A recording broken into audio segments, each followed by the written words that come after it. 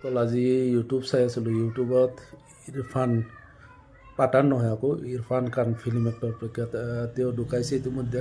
তেওঁৰ এটা ভিডিঅ' চালোঁ। ভিডিঅ' মানে কোনোবা এটা চেনেলৰ নামটো পাহৰিলোঁ। তাত লিখা আছিলে I was I am and I shall forever. Actually মই আছোঁ, মই থাকিম, আৰু মই আছিলোঁ, আছোঁ আৰু থাকিম।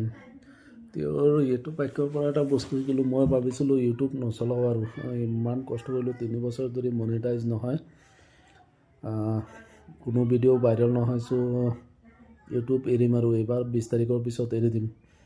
কিন্তু আজি তেওঁৰ এই বস্তুটো দেখাৰ পিছত মোৰ এটা অনুপ্ৰেৰণা হ'ল। ইৰফান খান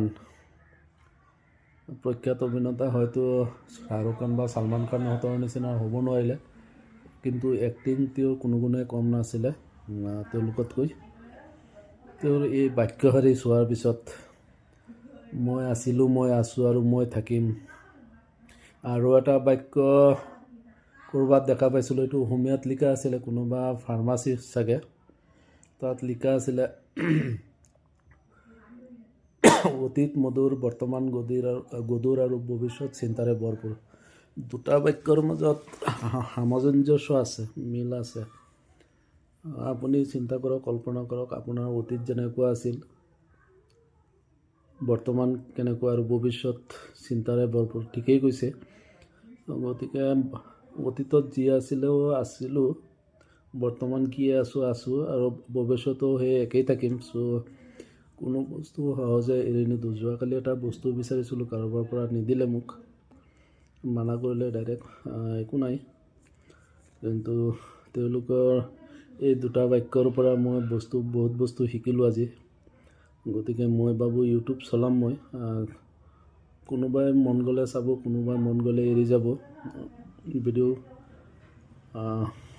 চুইপ কৰি গুচি যাব, কোনো একো আহে নাযায়। কিন্তু মই এইকেইদিন যি লাইভত আছোঁ, ৰাতিপুৱা মৰ্ণিং টাইমত লাইভত আহিলে বহুতো বিদেশী মানুহৰ লগত কথা পাতিব পৰা যায়, বিদেশৰ ভিউৱাৰ্ছ পোৱা যায়, ছাবস্ক্ৰাইবাৰ পোৱা যায়, ৱাচ টাইম পোৱা যায়।